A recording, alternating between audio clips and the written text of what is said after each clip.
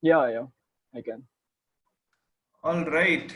So what we'll be talking about today is how is a mutual fund structure? What are the regulations that are involved? What are the different types of mutual funds? What are your decision variables? How do you decide on one mutual fund versus the other?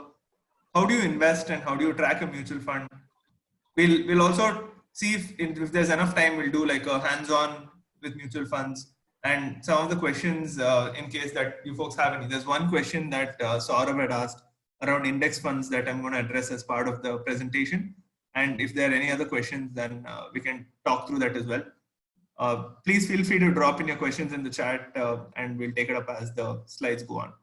Does that sound okay? Yeah, it's good. All right, so we'll move on. So why invest in mutual funds and what motivates you to attend this session? Can you folks type in your questions, and Abhishek, can you give us a summary of what people are thinking and what motivated people to attend the session?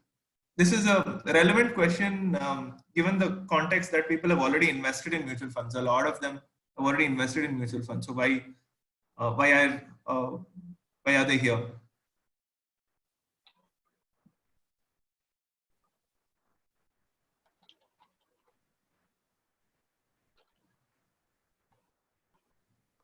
Do we give it a minute? Yeah, let's do that.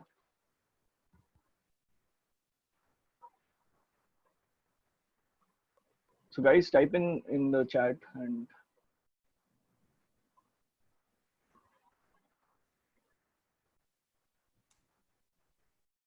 okay. So Vipul, I think he's saying that he feels that's a safe option to invest for somebody starting out.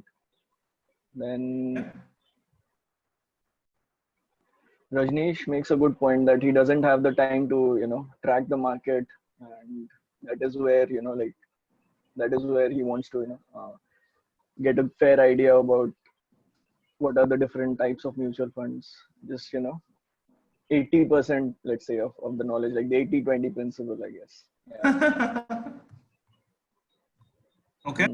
So no time to evaluate a safe option. Okay. 80-20 principle. Then Shifa, I think she's complaining that she didn't see any growth. So is she doing something wrong there? Pranay is looking at some amount of income. Like he's looking at it from a source of income. Like, can it be a source of passive income? I guess, is that right? okay. Yeah. So yeah, I think that pretty much is like the gist of it. Okay. People have invested in it, but sometimes they haven't found results, or they are a little bit unsure whether they have the complete information or the right information. And I believe that is one of the key reasons for attending this session. Okay. So hopefully we'll be able to address all of this, and we'll come back and look at these questions again in the context of the questions once the slides are over. Mostly we'll be covering all of this as part of today's presentation. And of course, you can continue to ask questions as we move along. Before we start off with mutual funds, right? What I want everyone to understand and ignore this whatever overview of mutual fund structure, but look at this as portfolio management, right? How do you think about money, right? This is your first kind of mental model in terms of how do you think about it? Why do you need to think about it? And what are like a couple of things that we'll need to keep in mind? The first thing to keep in mind is about discipline and oversight. And I say discipline, what I mean is that you need to have a process. What we all do is that we look at investments as a one-time event, or we got a client or we got a bonus or something significant happened. So suddenly you're like, hey, I have money. Where do I invest? Changing the mindset from that to saying, how can I squirrel away a little bit of money every time, and what is the discipline or what is the process that I will employ in order to save some money and build wealth for the long term, right? That's the whole reason that why we are here. We are here to build wealth, and we are not here to for anything else. And anything of this sort of nature can only be achieved with discipline. And when I say discipline, it means the consistency to invest on a regular basis, the discipline to look at things with a long-term perspective, and have enough patience to do the amount of research that is required for you to be able to make an informed decision, or outsource it to someone else who can do that on your behalf and be transparent about the decision-making process. Once you say that, okay, great, you want discipline, you want me to allocate a certain amount of money, I will do that. I will allocate maybe 40,000 rupees a month. What do I need to do now? Where do I allocate my investment? Where do I put this money? Right? This is a question that a lot of people have. Especially, this is a question that we've been getting a lot over the last couple of weeks, because everyone has heard of the stock market crash and they're like, oh, is it a great time to invest in the market? Do I invest in the market now? And so that is one of the reasons why I reached out to Abhishek and said, let's bust a lot of these myths. Let's look at things objectively, and let's really understand mutual funds and equity exposure from the ground up, which is why we're doing this session, right? So the next question is, you have 40,000 per month, where will you invest? And you really need to think about where you will invest as a trade-off between risk and return. On the higher end, or some of the highest part of the risk spectrum is, maybe investing in cryptocurrency or investing in a startup. And some of the most conservative returns that you can have in this spectrum of risk and return is putting money in an FD or just leaving it in your savings bank account. And what you will see is that the expected returns, as your risk goes higher, the expected returns goes higher. As the risk goes lower, the expected returns come down as well. So what does this mean? So what this means is that if I'm investing 100 rupees and I'm investing in a risky kind of an instrument, which means that there is a probability that if I invest 100, I may not even get the full 100 back. That is what I mean when I say risk. And when I say diversification, it is parking investments in different things, whether it is in an FD, whether it is in an insurance, whether it is in mutual funds, whether it is investing directly. And we will talk about how or why you need to make these choices, especially with regard to mutual funds. The last thing that you need to remember about portfolio management is that it's not about investing something and forgetting about it, right? It's not about saying, hey, here is 40,000 rupees, go invest it for me, and then we'll both chat after 40 years or 10 years or 20 years, right? That's not how it works unless you're investing in like an insurance policy or something like that, where you have a fixed return. So you invest it and you forget about it. For equity investments, it's very important to think about the reasons what led you to believe to make a particular investment, and for you to revisit that on a periodic basis to make sure that your investment thesis still holds up at periodic intervals of time. What will happen if you don't do any of this? If you say, hey, all this is nonsense, man, I don't want to listen to any of this. I'll just do whatever I want. I'll shoot from the hip. I'll listen to my parents and just put all the money in an FD, or I'll put all the money in an LIC insurance. Why shouldn't you do that, or why should you do that, right? What happens if you don't follow steps 1 to 4 on the slide is that you might end up taking a lot more risk than you realize. I have clients who I've been working with who said, hey, I used to work with a portfolio manager and I gave him like 40 lakh rupees and he invested everything. He's told me not to question him for the next 4-5 months. And he's told me that he'll give me X percentage return. The question that I ask to these people is, what is the guarantee that individual is going to give you that much return? And what is the security that you have against that individual if you don't get that kind of return? Where will you go? And most people don't have an answer. And this kind of services within wealth management is referred to as portfolio management solutions, or whatever wealth management solutions and stuff like that. And what ends up happening is that you don't know the amount of risk. You don't know what kind of stocks this guy is going to be peddling or buying and selling and what he's doing. So what ends up happening is that you're taking a lot more risk, or in some cases you might be taking a lot less risk than you want. You might end up paying more fees than required. And we've spoken a lot about conflict of interest and why you should be wary about someone selling you an investment solution, because typically what people do is that they'll sell you something where there are fees allocated to them, right? So you don't really have options. So you might be being sold a particular financial instrument where that individual gets more fees and you pay more fees, which all of this leads to what? All of this leads to less returns than what you're supposed to get. And that is just something that's not really maximizing value for you.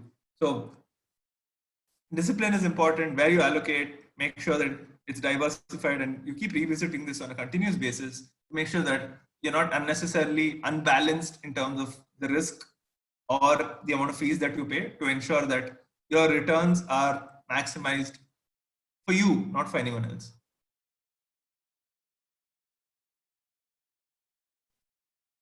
The key thing that you need to remember about mutual funds in India is that they are regulated, and they're regulated by the Securities and Exchange Board of India, which is SEBI.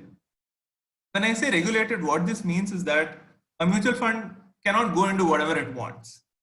It has a particular set of rules and a framework within which it needs to operate. If it is changing some rules and regulations, it needs to intimate the people who are invested in the mutual fund. And there are certain legal boundaries that the fund manager cannot cross. You'll ask me what the big deal about this whole regulation is, and why you should invest in regulated schemes and why you should not invest in unregulated schemes. The concern about investing in unregulated schemes is, the first one is capital flight, which means I can invest in some scheme that my uncle is running, or I can invest in a chit fund that my neighbor is running. But the problem is, if tomorrow he goes and shuts shop and escapes, there's no way for me to get that money back. And by having an industry or having an investment option that is regulated, you know that there is someone who's safeguarding your interest. Now, at this point of time, you can stop me and say, hey, I've seen what our government has done for us, and nobody's safeguarding shit. But my opinion is that it at least pays to have some amount of regulation than have no regulation, because at least you have transparency, you have limits in terms of fees that can be levied, and you have some way to keep these individuals or these companies accountable, which is extremely important. The rest of the things that you see on the slide is just noise. They are just different people who do different things. But the key point that I want to make in this slide is that here is an investment avenue that is regulated, and where certain individuals or certain government organizations are kept to make sure that the interests of the investors are taken care of on a regular and ongoing basis. Okay, that's the key takeaway I wanted to just highlight from this slide. This is an example of how the fund structure looks. You can see what the mutual fund, what is the name of the fund, who is the sponsor, who's the trustee. Typically, the things that matter to me when I'm making an investment in the fund is, what is the incorporation date, how long the fund has been set up, what is the name of the fund, and who is the sponsor. Is the sponsor someone we know? Is the sponsor someone we can trust? Are they an established player? And the last thing is, how much is the assets that is under management? How big is the asset pool that is under management? So these are some key things that are important before you make a particular investment. Now, coming to one of the questions that that Abhishek had asked, and that had come from one of the community members, is that, is an index fund the safest place for me to make an investment? If I'm not really interested in investing aggressively, does it make sense to put money in index funds? Okay. Now, let's keep in mind that there's a question on index funds on the table. We will look at the slide and then come back to the question. When you're making an investment, what you need to think about is whether your investment is actively managed or passively managed. So what is the meaning of this whole actively managed and passively managed? The meaning of an actively managed fund means you give money to somebody who is an experienced professional who understands how to make investments in the market and get a return. In exchange, that individual takes a cut of the returns that you make and also some kind of salary. The amount of cut that individual, or typically it's called the asset management company or AMC, the amount of cut they take is called a expense ratio. The beauty of actively managed funds are that they typically beat the benchmarks that they set for themselves. I'll repeat. The beauty of an actively managed mutual fund is that they are designed or they are intended to beat the benchmarks that they set. What is the benchmark? The benchmark could be the Sensex. The benchmark could be Nifty. So, for example, if over the last 1 year, if Nifty returned 6%, if I have invested in an actively managed fund, it should be returning to me 7% or 8%, because you're giving money to somebody to make decisions to buy and sell shares on a regular basis and give you a return that is higher than the benchmark or the index. So that is the actively managed fund. The second kind of investment is something that's called a passively managed fund, or not managed fund, right? Or still passively managed because there's some amount of management that's involved there. What happens here is that a fund manager takes a particular index, for example, the Nifty 50. So what he does is he sees how many shares are there in the Nifty, what is the weightage for each of these shares, and for every rupee that he deploys, he'll make sure that he maintains the investment in that pro rata between all of these individual shares. What this means, or what this ends up achieving, is that it mimics the return of an index or any particular basket of stocks, which means that if from last year to this year, if the Nifty has returned 7%, then this passively managed fund should return around 7%, because there'll be some amount of expense ratio and etc. that gets involved. The key difference between a passively managed and an actively managed fund is that in an actively managed fund, someone keeps making those purchase and sell decisions on a regular basis.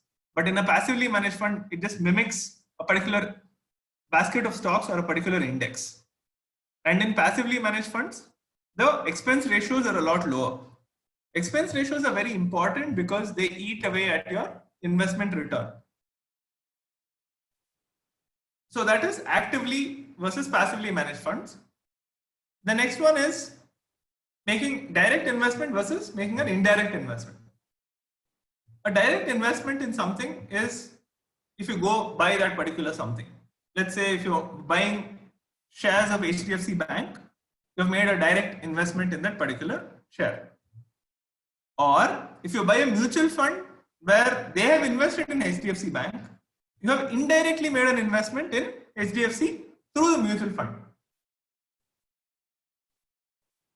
Okay. Is this making sense so far? Are we okay, Abhishek? Yeah, I think, yeah, so far so good. All right. So, keeping the question still in mind, let us now come to what is the best thing, or how do I invest based on my particular way of thinking. Okay. Now you'll say, what is right for me? What kind of, what kind of investment should I make? I'll tell you what is the homework that you need to do in order to make an investment, and maybe you can decide by yourself. If you're looking for an actively managed fund, you should be willing to screen over 2000 schemes to know which one is worth picking and which one is beating the index. If you say, I'm not gonna spend that much time. One of us said, I don't have time to make decisions. I don't have time to do all this analysis, which is why I want to invest in a mutual fund. But hey, there are 2,000 schemes. Welcome to another decision, right? Now you say, no, I don't want to make that decision. I want to invest in the index, and I will be satisfied with whatever the return the index gives me. It can give me 7%. It can give me 15%. Whatever return it is, I'm happy with the index, right? So if you're the kind of one who says, I'm willing to spend the time, I will find the ones who beat the index, I'm willing to pay that extra premium and take that extra risk, you can go for an actively managed mutual fund. Or if you say, no, I am happy with the returns of the index, then you can go for an index fund. Coming to the question Saurabh had asked, is an index fund a safe place for me to make the investment? The answer is always no, because any equity exposure means that if you invested 100 rupees, your return might be less than 100 rupees. Which is why for every mutual fund advertisement that you see, they always say, please read the offer document carefully before investing, right? Because one of the things that offer document will say is that your capital is at risk.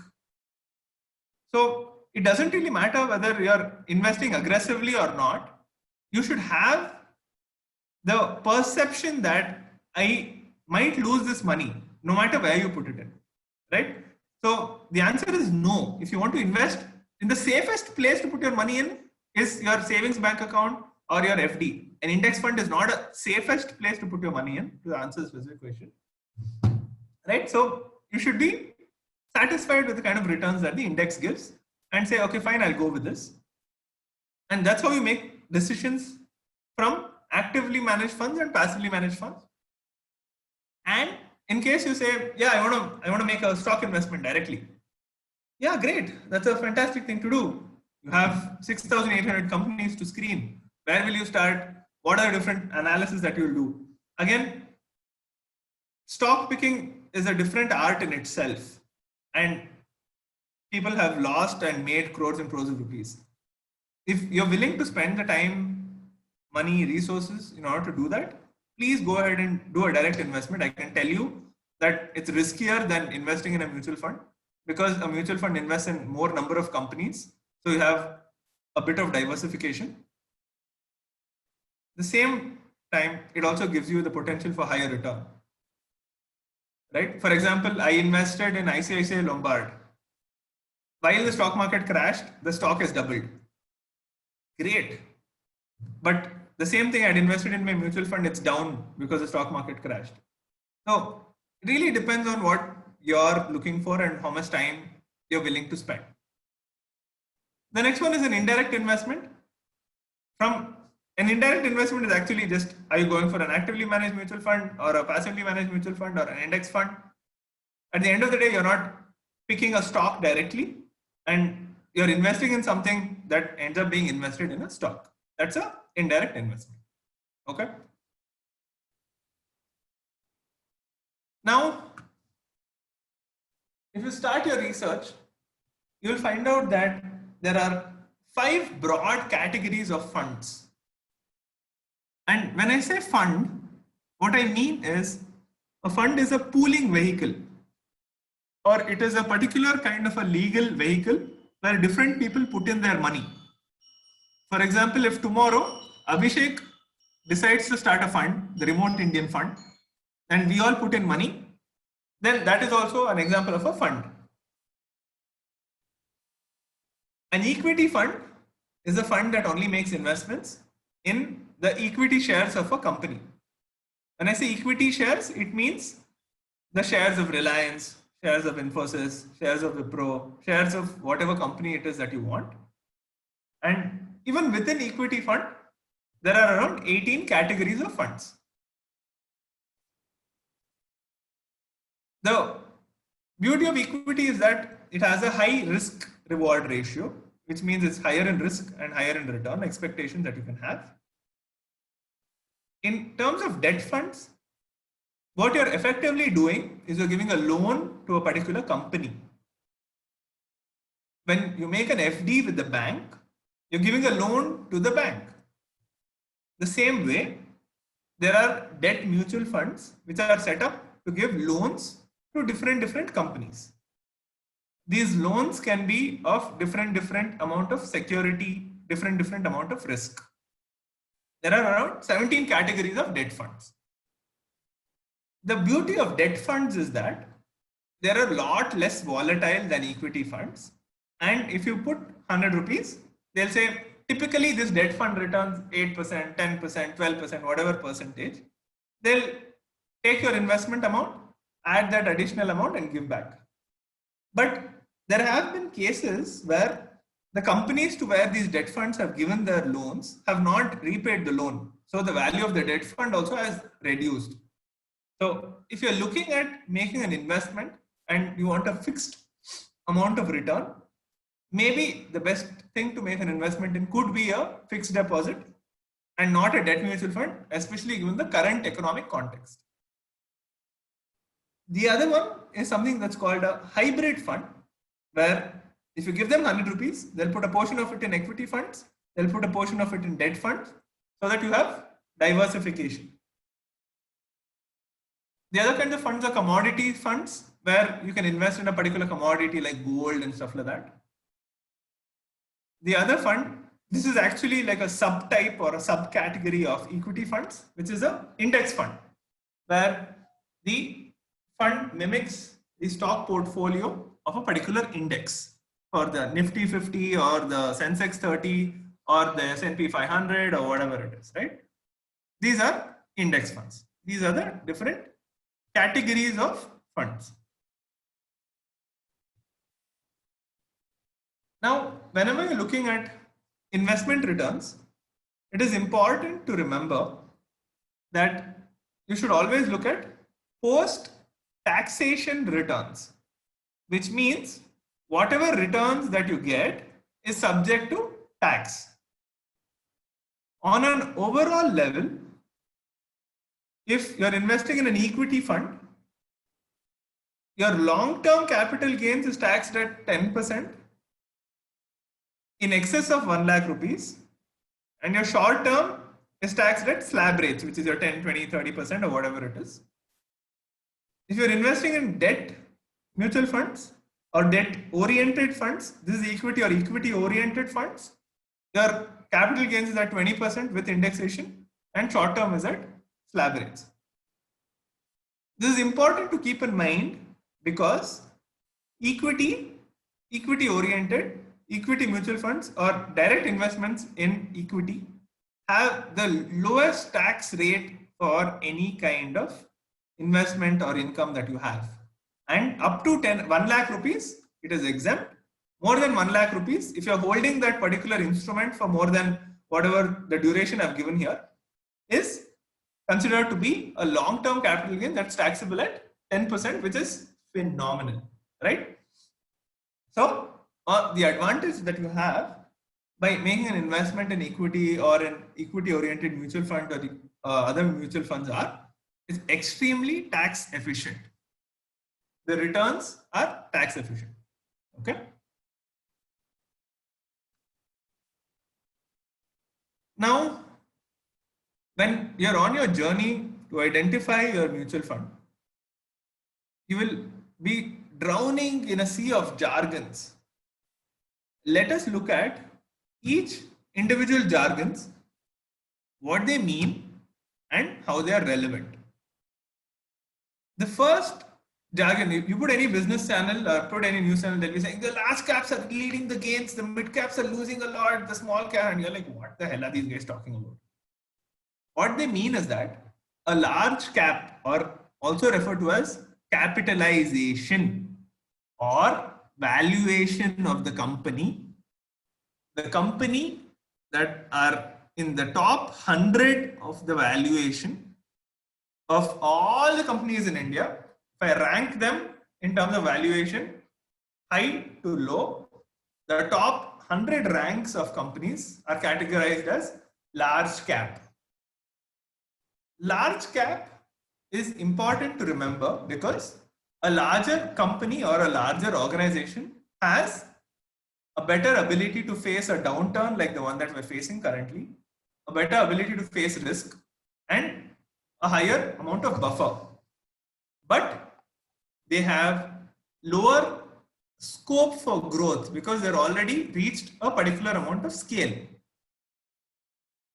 So in that sense, a large cap investment is the one that is subject to lesser amount of risk as compared to a small cap or a mid cap, because the companies that are underlying those are a lot larger and they can withstand the market cyclicity or whatever it is that happens.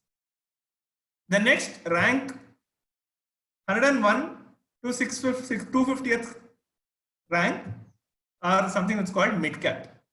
And mid cap funds should invest 65% of the total investment into companies that fall into this rank. Again, these are a little bit smaller than large cap. So they have the potential. Every large cap was once a mid cap. So the mid cap has the potential to grow big and become a large cap, but it is smaller in size. It has less ability to withstand market fluctuations. It has less ability to compete and all of that stuff, but it has a higher scope for growth. The small cap or a small cap fund is one where 65% of your investments are in companies of rank 251 or below, which means that small companies, a small cap can become a mid cap or a large cap in the long term. They have the ability to grow, they have the capacity to grow, but they have less capacity to withstand the market fluctuations and do all the things that are required to survive. Large cap, least amount of risk amongst the three. Mid cap, medium risk. Small cap, high amount of risk, but most amount of growth opportunity. Medium growth opportunity. Okay, growth opportunity. Okay, that's how I would break it down for you. Then they have something called as an aggressive hybrid fund, right? So what these percentages denote here are the amount of investment that the particular fund needs to make. So if you invest in a large cap mutual fund, 80% of that 100 rupees that you give them should go into companies that are in the top 100, same way 65 and stuff like that. So for aggressive hybrid funds, 65 to 80% of your investment will be in equity shares. The balance might be in cash, balance might be in debt.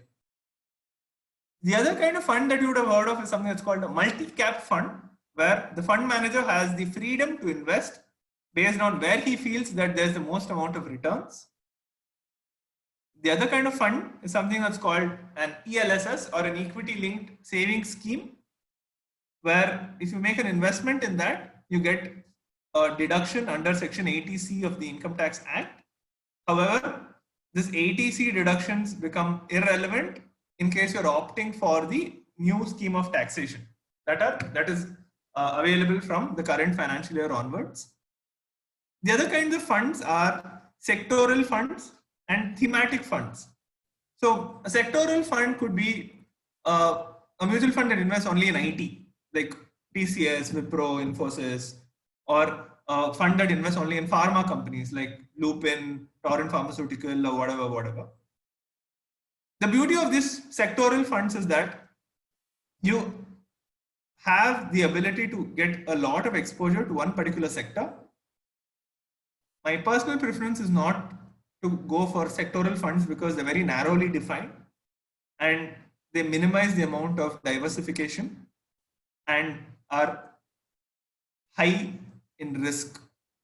So for example, with this coronavirus, restaurants, leisure, aeroplanes, all of these are sectors that have been devastated.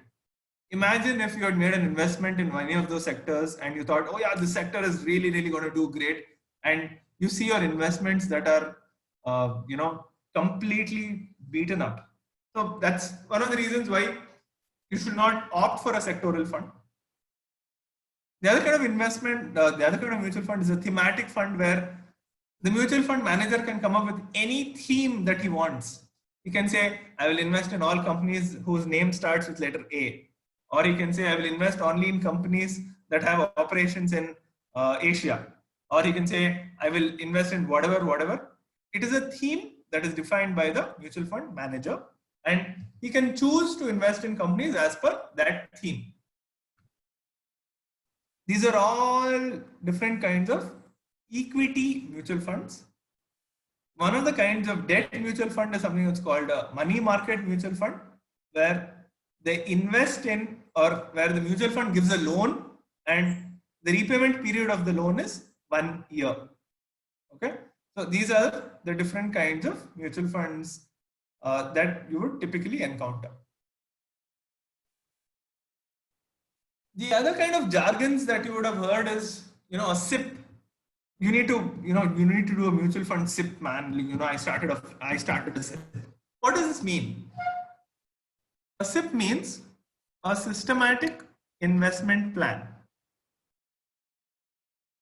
Mutual funds entry, the best way to enter into a mutual fund is through a SIP. What that means is that even if you have a lump sum amount of money with you, you don't invest the entire amount today.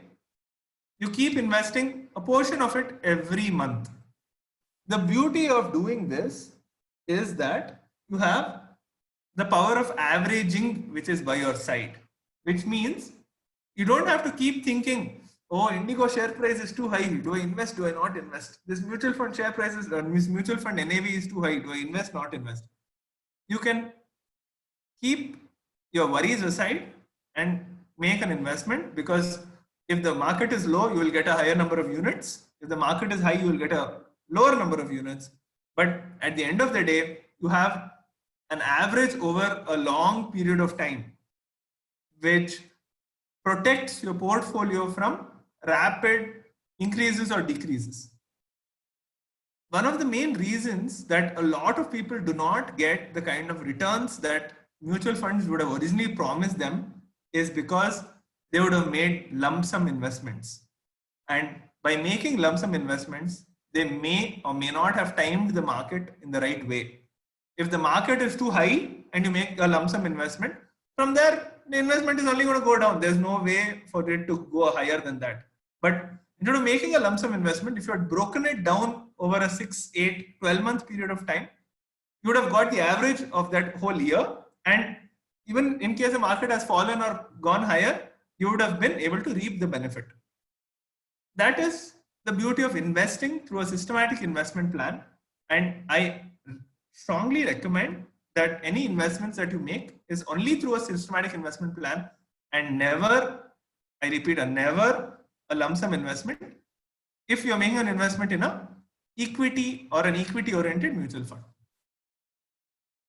The same way, if you've invested in a mutual fund for like 15, 20 years and your investment corpus has grown significantly, and you say, hey, I don't want to remove all of that money together. The same way that you put that money in systematically, you can also withdraw it. So you can tell the mutual fund, give me 10,000 every month. That is how much my expenses is. Then you can keep the rest of it. Or you can ask them to transfer it from one mutual fund scheme to another in a systematic manner, which gives you a phenomenal amount of control on your investments, because you only need to set this up once, and then you can be rest assured that they will come, they will take the money from your bank account and the investment will be made and you will get an email. The second kind of mutual fund is something that's called as a close-ended mutual fund or an open-ended mutual fund.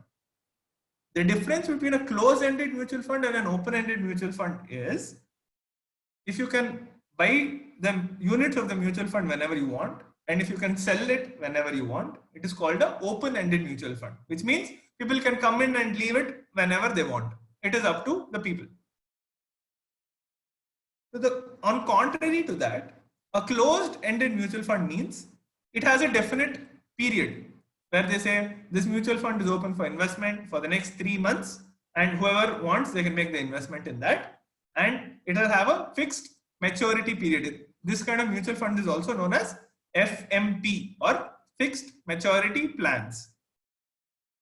The issue with this kind of closed-ended plans is that it removes the liquidity aspect of the mutual fund that is very important, and it almost takes the characteristic of a fixed deposit. The returns might be different. The way it gets taxed might be different. In an open-ended mutual fund, if you make the investment today, And within 1 year or within 6 months or within a predefined period of time, if you sell your investment in a mutual fund, the mutual fund will levy something that's called as an exit load, which means it is a penalty that they charge you for not holding on to the unit of the mutual fund for a long enough period of time. This is called an exit load, and typically it's between 0.05% to 0.1%. And that is the exit load that the mutual fund will charge you for leaving the fund within 6 months or within 1 year of investments. Any questions? I saw a lot of comments that are coming in. Abhishek, do we pause for questions, or I have 3 more slides? I think let's just take a like a break to process all of this. Like let's give them some time to in the meanwhile we can just pick up these questions that I just pasted. So is that cool? Yeah. So do I open the chat section? I'll maybe I'll speak it out. Yeah. So Shifa was curious about your thoughts on robo advisors. Like it could be like kind of a play on like index funds. So what are your thoughts, like Scriptbox? Any thoughts that you have about robo advisors? I don't think Scriptbox is a robo advisor. That's the first thing. Scriptbox is basically a UI, right? It's a user interface for you to make a mutual fund investment. That's about it. There's nothing else. I hope there's no one from Scriptbox who's there as part of our participant list. And if I've offended you, I'm sorry for that. But there's nothing else that platforms like ClearTax, Scriptbox, or whatever mutual fund investment platform that they provide, they only give you a nice UI to make the investment, and they will take a commission on your investment. A better way to make the investment is to invest in something that's called as a direct plan, where the expense ratio is a lot lower. So the amount of returns that you get is higher. The second thing is, in terms of robo advisors, these are robo stock advisors, which are sophisticated algorithms. And I don't know if there are any Indian firms that are offering this. I would encourage you to try out these robo advisors, but give them a specific amount of stop loss or a risk profile that you tell them that don't lose more than this percentage of my money, so that that they're not going to unnecessarily spend all of your money. Robo advisors is a very up and coming thing, but I don't know if how prevalent they are in the Indian context. I definitely know that they're pretty huge in the US and Singapore. Okay, cool. So I hope Shifa, that answers your query. We can maybe talk about it more in the Slack group. So moving on to the next question, and I think we'll just take one question now and then finish the slides, and maybe take the rest of them at the end. So Siddharth had a couple of questions. One is about expense ratio. Like, is it charged on the interest or principal amount plus interest? Like I think, was this on your slide of jargons? I'm not sure. Yes, I had spoken about expense ratio in the different jargon. No, I don't think I've spoken about expense ratio. No, we just maybe. Yeah. So in terms of the expense ratio, what happens is the expense ratio is a amount that they take out of your entire investment, right? So regardless of whether you make money or not, those guys will make money. So let's take, if your expense ratio is 2% and your investment is 100 rupees, then only 98 of your investment is getting invested.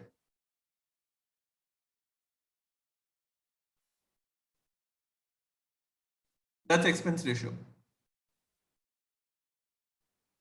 And that is a cut that the mutual fund manager or the asset management company takes for managing that mutual fund. Higher expense ratio is a bad thing. You should look for funds that have a lower expense ratio. What is the other question, Abhishek? Just let me quickly check it.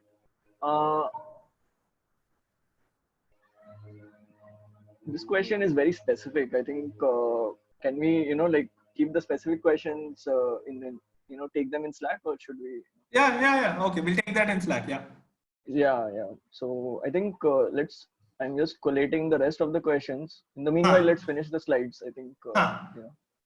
Okay, and then so what are the decision variables, right? What do you think of when you're investing in a mutual fund? The first thing is the expense ratio. See, here it is, Abhishek. So the first thing is the expense ratio. The expense ratio is the percentage of your assets that is payable to the fund manager. And this is the return that you're giving to the fund manager for spending time and identifying what is a good stock to buy, or what is a good right time to sell something, and making all those decisions for us that we don't want to make. The second one is something that's called as an AUM, or the assets under management.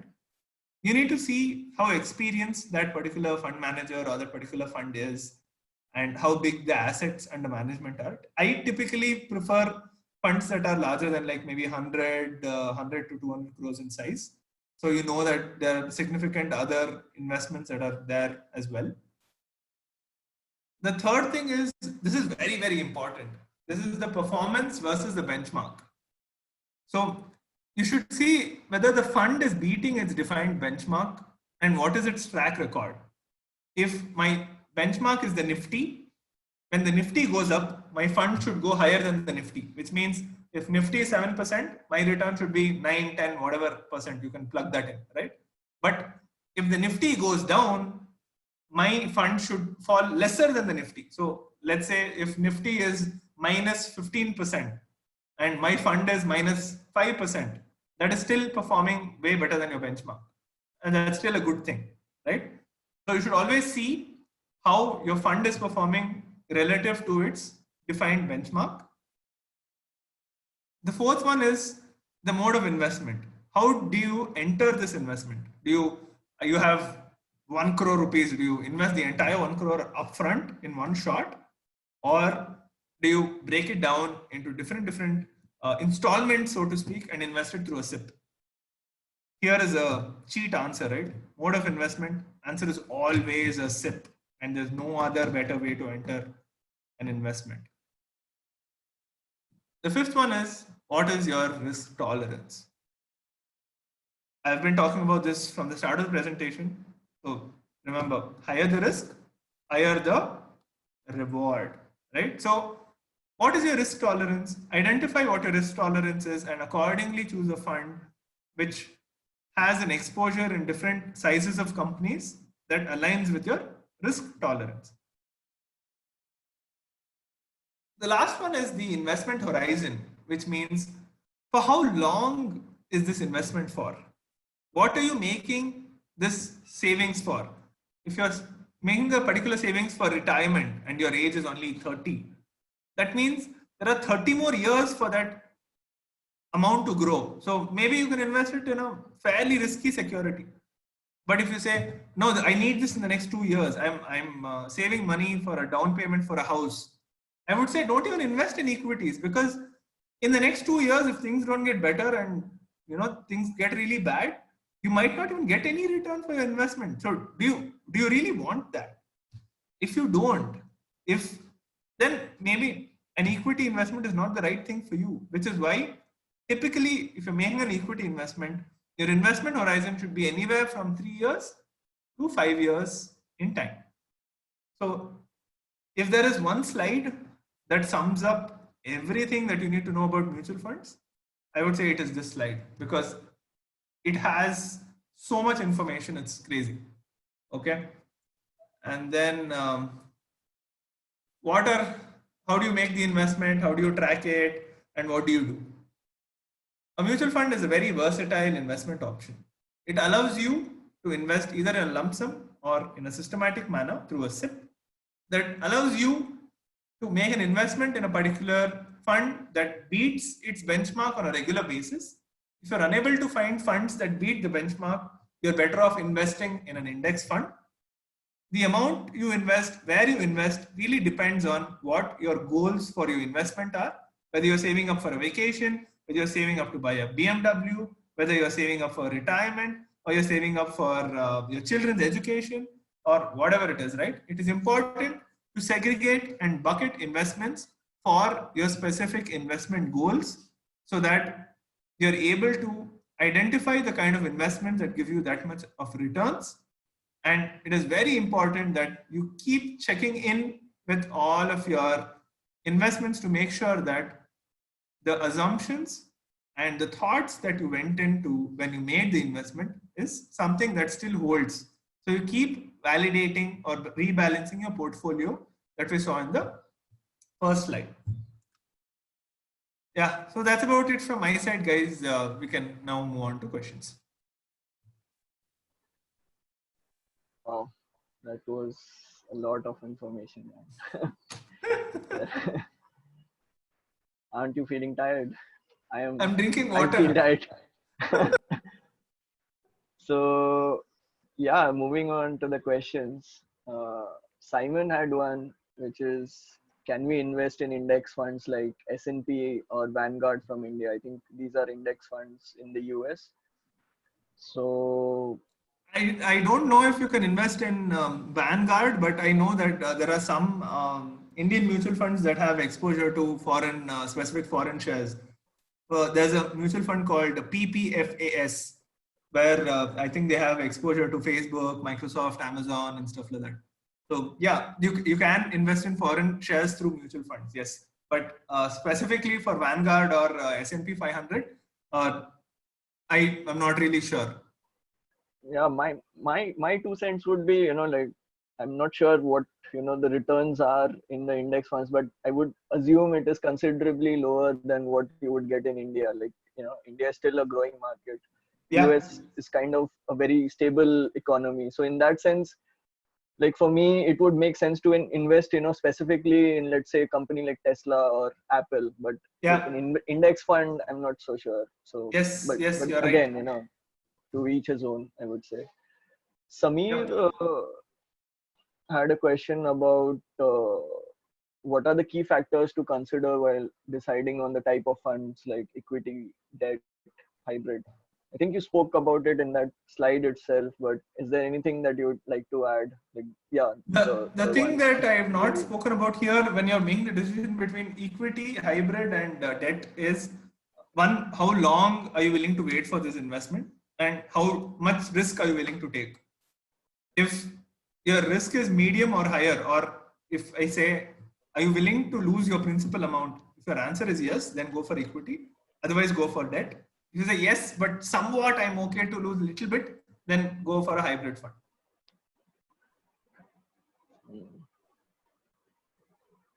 Yeah, that makes sense. And then obviously, so this is something which I knew would definitely come up with is, I like, any thoughts on intraday trading? Do you advise that for a remote working employee? Personally, I am not a big fan of intraday trading because it means that you're absolutely clued into your computer and might or might not be able to focus on your work. So my personal preference is not to do intraday trading. The other thing is the amount of time and effort that is involved in doing that is not worth the returns that people typically get, as far as I know. So I wouldn't advise intraday trading. Also, a friendly reminder that whatever I tell as part of the presentation should not be considered as professional advice, and you should seek your own homework and do your own homework and identify what fits your investment. And you can think of this as a way to facilitate you to do that. Yeah, that's definitely something. So Nikhil, I hope like you get some insight. Obviously, like it's up to you to decide whether you want to invest time into that activity. But it feels very risky. I think I'm not sure what would be the the risk to reward ratio there. Ashish had this question, but I feel this might or might not be relevant. Has somebody used Vested for investing in US stock market? Vested, is that an app or something, Ashish? Did I get that correct? Yeah. Any thing that you know about that, Naga? Nope, I've Vested? not heard of Vested. Again, like you mentioned earlier, Abhishek, I believe that the Indian stock market is one of the best around the world in terms of the potential that we have to grow. and I would encourage people to also evaluate Indian stock markets closely. Cool. And Akash's question is, any books or blogs that we can refer to learning about markets, mutual funds, and investing? I saw a resource on the finance channel recently, the one created by Zerodha. That looks to be a very very comprehensive resource. Let me just share that. Yes, that is Varcity by Zerodha, which is an app for learning how to do stock picking and trading. That is phenomenal. The other, then that is more geared towards stock markets. If you're looking at resources geared towards mutual funds, my go-to website for mutual fund research is something called Value Research Online, and they are an independent advisory company, and they have phenomenal amount of data that is available. The other one is something called Morningstar. So Morningstar and Value Research Online are amazing places to start your investment journey. Cool. And how much time do we have left? I think. Do you want to answer a couple of more questions? Yeah, I have time. Yeah. Yeah. Simon is asking about what are we. Simon, I'm not very clear about the question, so I'll just unmute you. Maybe you can, just the question about ClearTax and where are you, man? The question about ClearTax and Scriptbox. Yeah. Hello. Go for it. Yeah. So I was just asking, like, what are steps we can take today? So you said we should avoid investing through like ClearText or Scriptbox and to invest directly, right? So yeah, what can you do today?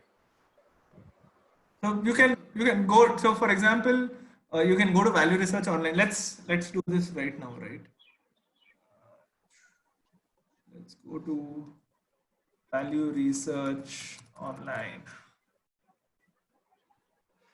and figure out what is a fund for you to look forward that you want to do. So let's say long-term equity.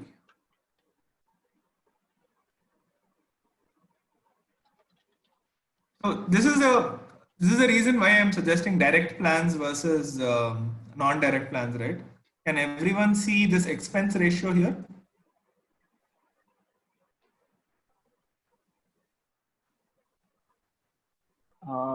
72%.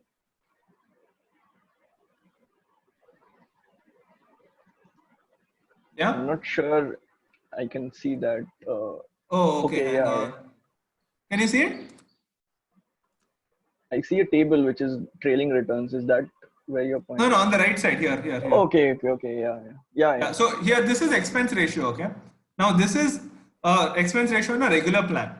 Now the same thing I'll change it and do something that's called a direct plan. So that was 1.72, and this is 0.93, which is almost half. That is the difference between making a direct or investing through Scriptbox or ClearTax. Exactly. If you say, I want to make that investment, what you can do here is you can directly click this and you can make the investment online. It's really simple. Or you can use Kuvera for that. Kuvera is like a direct investing platform, I think. Whichever is direct investment, you can use that. Yeah, because it might be difficult to manage all these accounts. Like you might not have all your mutual funds from Axis itself. Like it might be Absolutely. So this solution is good. Like it is like very crucial. I think like I have made this mistake while investing in Funds India. So it's a good reminder for me to keep a note of this. Yes. Yeah, Akash, I think Kuvera is doing a good job there. So I think that is pretty much good. I guess I hope I've answered. I've taken all your questions. There's one more which is from Bhupati, which is what are your views on the Nifty 50 index fund? this is the next Nifty 50 index fund. So maybe I've not really specifically researched that, so I don't really have any answers. You'll just need to look at, what is the reason why you're looking at that specific index fund and what is their benchmark. Yeah, we can always, have a look at that in the Slack. Yeah. So yeah. And I think there's one other question which was on whether Value Research and Morningstar are global or India. Both are India. Value Research, I know for sure, is India specific. yeah, that is India specific. Yeah. Awesome. I think that should be,